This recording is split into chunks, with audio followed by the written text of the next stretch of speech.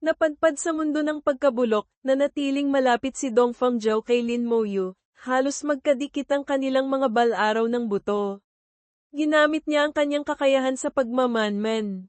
Ang impormasyong bumalik ay napakasimple, mababang antas na nabubulok na bangkay, level 5. Maliban sa pangalan at level, wala nang ibang impormasyon. Nagpatawag siya ng isang kalansay na mandirigmang berserker, hindi inalintana ng kalansay na mandirigmang berserker ang mabahong ulan at lumapit sa harap ng nabubulok na bangkay. Sadyang inilagay nito ang paa malapit sa bibig ng nabubulok na bangkay.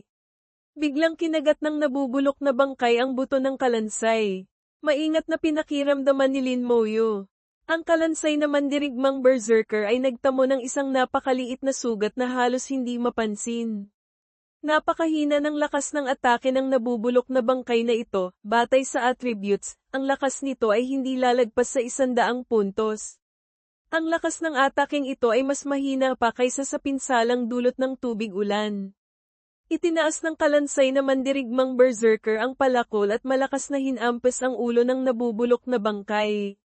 Plak! Nahati ang ulo nito. Walang sariwang dugo, para itong isang piraso ng kahoy na nabiyak.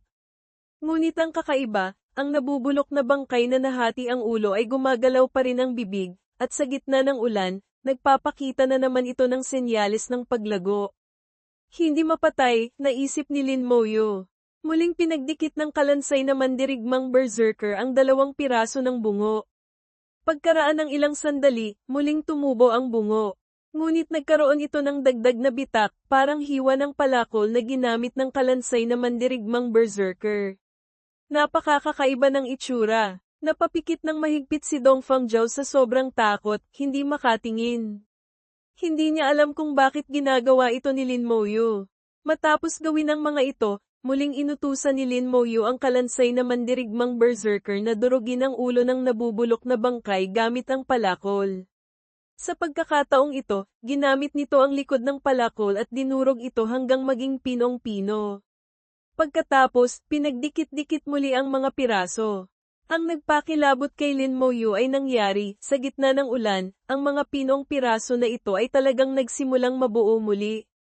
Lalong natakot si Dong Fangzhou na hindi na siya makapagsalita, napakapit na lang sa likuran ni Lin Moyu.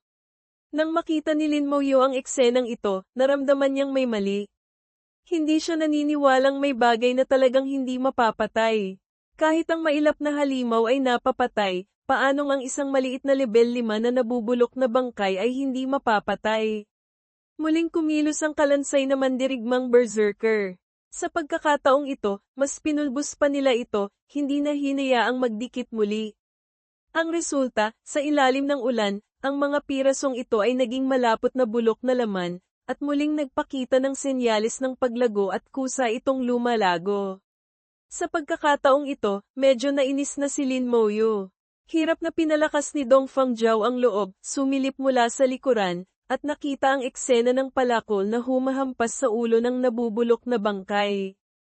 Agad niyang naramdaman ang pagbaliktad ng kanyang sikmura at mabilis na pumikit muli sa takot.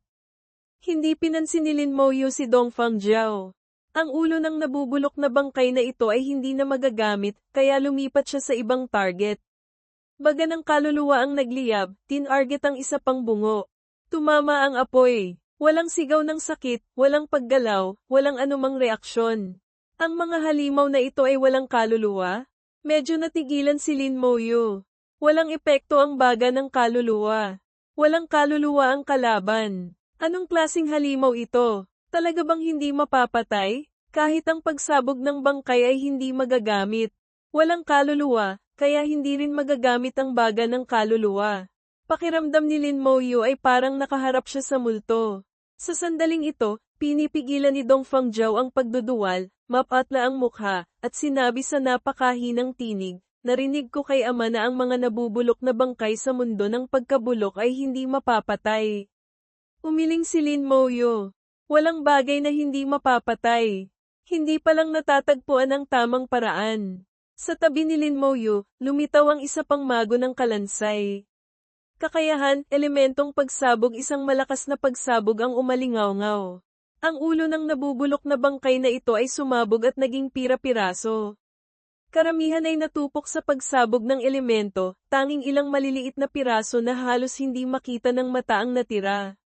Ang mga pirasong ito ay nahulog sa lupa at naglaho, hindi na makita. Ngunit tinitigan sila ni Lin Moyu. Natuklasan niyang muli silang nagsimulang lumago sa gitna ng ulan, bagaman napakabagal. Pinagmasdan ito ni Lin Moyu sandali. Sa kanyang isipan, mayroon na siyang pagtatantya. Sa ganitong bilis, aabutin ng ilang taon bago ito tuluyang makabalik sa orihinal na estado. Pagkatapos, muling kumilos ang mago ng kalansay. Sunod-sunod na pagsabog ng elemento ang walang tigil na. Bumuga. Hindi pinalampas ni Lin Moyu ang kahit isang piraso. Sa huli, kahit isang alikabok ay hindi na mahanap. Gayunpaman, mula kanina pa, hindi nakatanggap si Lin Moyu ng abiso ng pagkamatay, tinti si Kiksa. Hindi niya matiyak kung dahil ba walang abiso ng pagkamatay, o dahil hindi pa talaga ito napatay. Sa ngayon, ang mundong ito ay nagbibigay kay Lin Moyu ng napakakakaibang pakiramdam. Pagkatapos, tiningnan ni Lin Moyu ang huling ulo ng nabubulok na bangkay. Itinuro niya ang daliri, kakayahan, sumpa ng kahinaan. Kumislap ang pulang liwanag, walang anumang reaksyon ng bungo. Nanliit ang mga mata ni Lin Moyu. Wala pa ring reaksyon, walang epekto ang sumpa. Napagtanto niya ang isang bagay, ang mga nabubulok na bangkay na ito ay hindi mga buhay na nilalang. Kahit ang mga undead tulad ng mga kalansay, bagaman walang buhay, ay may kaluluwa. Ang kaluluwa ang pinakapundamental na pag-iral ng isang nilalang. Ngunit ang nabubulok na bangkay sa harap niya ay walang kaluluwa. Sila ay mga tunay na bangkay. Kaya hindi sila apektado ng sumpa, at hindi rin sila takot sa atake sa kaluluwa.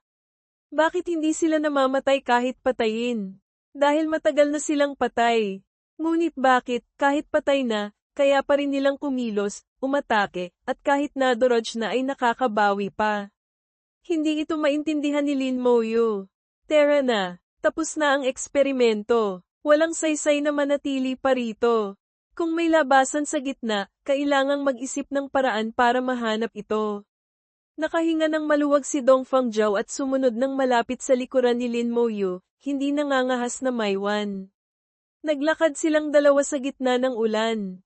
Ang tubig ulan na tumatama sa bal-araw ng buto ay patuloy na gumagawa ng sumasagitsit na tunog. Muling dinagdagan ni Lin Moyu ng isang patong ng bal-araw ng buto ang sarili nila ni Dong Fangjiao. Sa daan, nakasalubong sila ng ilan pang nabubulok na bangkay. Lahat ay walang awang pinasabog ng mago ng kalansay. Napakahina ng mga nabubulok na bangkay, isang elementong pagsabog lang ay sapat na para pasabugin sila. Ang mga kalansay ay patuloy na tumatanggap ng pinsala mula sa pagkatunaw dulot ng mabahong ulan. Hindi sila maaring bawiin ni Lin Moyu, kailangan nilang maghintay hanggang makalabas sa sakop ng ulan bago makapag-isip ng susunod na hakbang. Naglakad sila ng kalahating oras at sa wakas ay nakalabas na sa sakop ng ulan. Agad na binawi ni Lin Moyu ang mga kalansay. Ang mago ng kalansay ay maayos na nakabalik sa espasyo ng pagpapatawag. Ngunit ang kalansay na mandirigmang berserker ay hindi makabalik. Huminto si Lin Moyu, nakaramdam ng kaunting kakaiba. Malinaw na nakalabas na sila sa sakop ng ulan, bakit hindi niya mabawi ang kalansay na mandirigmang berserker? Maingat niyang pinakiramdaman at natuklasan na ang kalansay na mandirigmang berserker ay nasusugatan pa rin. Napakahina ng pinsala, napakaliit na kung hindi niya ito maingat na papansinin ay hindi niya ito mapapansin. Dahil nasusugatan pa rin ito kaya hindi niya mabawi ang kalansay na mandirigmang berserker. Maingat na hinanap ni Lin Moyu at sa wakas ay natagpuan ang pinagmula ng sugat ito ang mismong lugar na nakagat ng ulo ng nabubulok na bangkay kanina. Mayroong isang marka ng ngipin na mas maliit pa sa hibla ng buhok. Ganoon kaliit na sugat, ganoon kain ang atake, ngunit nagtagal ito ng ganito katagal? Mula nang makagat ito hanggang ngayon, ilang oras na ang nakalipas, ngunit naroon pa rin ito. Tumingin si Lin Moyu kay Dong Fangjiao at nagtanong, sinabi mo kanina na hindi dapat makagat ng nabubulok na bangkay, tama? Mas kalmado na si Dong Fangjiao ngayon. Sumagot siya, tama. Sinabi ni Amang Mahal na kung makagat ng nabubulok na bangkay, sa huli ay magiging nabubulok na bangkay rin. Bahagyang nagbago ang ekspresyon ni Dong Fangjiao, sumigaw siya, ibig mong sabihin, ang kalansay mo, nalasan ng nabubulok na bangkay. Ito ba ay lason? O ibang bagay? Bahagyang nag-alinlangan si Lin Moyu. Ang general na necromancer ay lumitaw. Isang maningning na puting liwanag ang suminag sa katawan ng kalansay na mandirigmang berserker. Kakayahan, pag-alis. Antas 3 na pag-alis, inaalis ang lahat ng abnormal na estado na di naranas ng miyembro ng Legion. Gamit ang kakayahang pag-alis, mabilis na nawala ang sugat sa buto ng kalansay na mandirigmang berserker. Nakahinga ng maluwag si Lin Moyu. Bagaman kakaiba ang mundong ito, sa huli, hindi naman ito ganap na walang lunas. Kahit papaano, magagamot ang sugat na ito.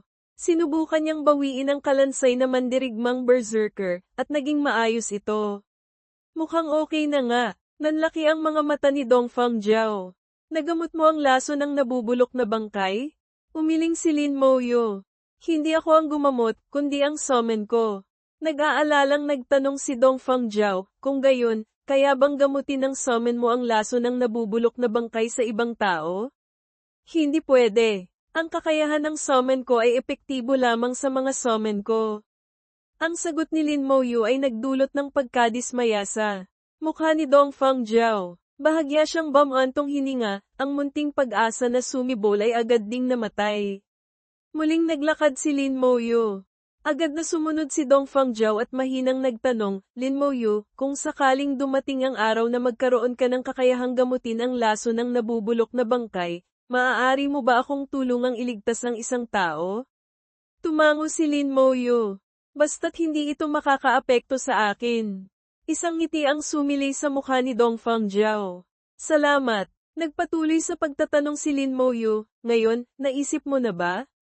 Bakit tayo napunta rito? Kung ang pamilyang Dongfang ay nagbabantay na sa mundo ng pagkabulok sa loob ng maraming henerasyon, ang pagdating nila rito ay tiyak na may dahilan. Tiyak na may malapit itong kaugnayan sa pamilyang Dongfang. Napakatalino ni Dong Fangjiao. Kapag kumalma siya, tiyak na mahuhulaan niya ito. Tulad ng inaasahan, nahulaan ni Dong Fangjiao. Kung hindi ako nagkakamali, malamang ay ang pangatlong tiyo ko ang gumalaw sa pormasayo ng teleportasyon. Tiningnan siya ni Lin Moyu, senadoryas na magpatuloy siya. Ang pangatlong tiyo ko, si Dong Fangthak, ay ang ama ni Dong Fangshu. Siya ay isang profesional na nasa tuktok, level 81. Napakalakas niya, at hindi mababa ang kanyang posisyon sa aming pamilyang Dongfang. Malaki ang kanyang kapangyarihan. Bukod dito, nakapunta na siya dati sa mundo ng pagkabulok at alam niya ang lokasyon nito. Nang marinig ito ni Dong Fangjiao, mukhang tama nga. Ngumisi si Lin Moyu. Hindi ba siya natatakot na makabalik ako ng buhay?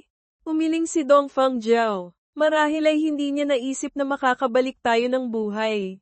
Napakadelikado ng mundo ng pagkabulok. Kahit ang isang eksperto sa antas ng Diyos ay maaaring mapahamak dito. At saka, kahit na maswerte tayong makabalik ng buhay, malamang ay wala tayong ebidensya. Isang pamatay na intensyon ang lumitaw sa mga mata ni Lin Moyu. Kahit walang ebidensya, minsan hindi kailangan ng ebidensya. Sana sa panahong iyon, hindi mapunta sa maling panig ang pamilyang Dongfang ninyo. Nang inig si Dong Fangjiao, ang mga sinabi ni Lin Moyu ay nagparamdam sa kanya ng takot na hindi pa niya nararanasan. Walang sino man ang nangahas na pagbantaan ng pamilyang Dongfang ng ganito mula nang maitatag ang imperyo ng banal na siya. Ang kanilang pamilyang Dongfang ang pamilyang imperial, ang mga pinuno ng imperyo. Ang pamilyang imperial ang namamahala sa politika, ang mga banal na general ang namamahala sa militar. Parehong nagtutulungan ngunit independente at hindi nakikialam sa isa't isa. Ngunit kapag may banal na general na namatay sa kamay ng pamilyang imperial, malaking bagay iyon. Para sa mga sundalo, ang mga banal na general ay parang langit. Iisipin ng mga sundalo, nagtataya kami ng buhay sa harapan para protektahan ang bansa. Tapos kayo sa likuran ay papatayin ang banal na general. Ang kahihinatnan ay mahirap isipin. Napahawak sa ulo si Dong Fangjiao. Lin Moyu, pagkatapos nating makabalik, tiyak na bibigyan kita ng paliwanag. Para sa imperyo, bigyan mo ako ng pagkakataon. Tinitigan ni Lin Moyu si Dong Fangzhou ng matagal at dahan-daang tumango. Titingnan niya kung ang paliwanag na ito ay makakapagbigay kasiyahan sa kanya.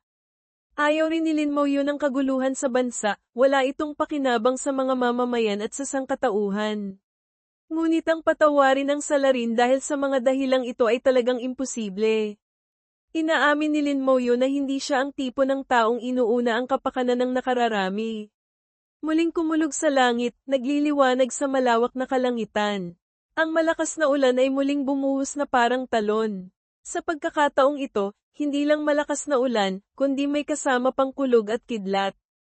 Ang kulay lilang kidlat na may halong itim ay nagpapakita ng kakaibang misteryo. Ang kakayahang tumunaw ng ulan ay lalo pang lumakas. Ang mabahong amoy ay hindi na matiis. Ngunit ang mga nabubulok na bangkay ay tila lalong nasasabik sa ilalim ng malakas na ulan. Napansin ni Lin Moyu na silang dalawang buhay siya at si Dong Fangzhou ay tila naging pinakamaliwanag na bagay sa mundo ng pagkabulok. Sa malayo, may mga kumpol ng nabubulok na bangkay na agad na sumusugod na parang alon. Pakiramdam ni Lin Moyu ay marahil ang aura nila bilang mga buhay ang umaakit sa mga nabubulok na bangkay. Ang pag-atake ng mga nabubulok na bangkay sa mga dayuhang tulad nila ay napakatindi. May kaunting alam si Dong Fangzhou tungkol sa mundo ng pagkabulok, ngunit hindi gaanong marami. Sa daan, sinabi niya kay Lin Moyu ang lahat ng impormasyong alam niya. Sa kasalukuyan, wala ring ideya si Lin Moyu.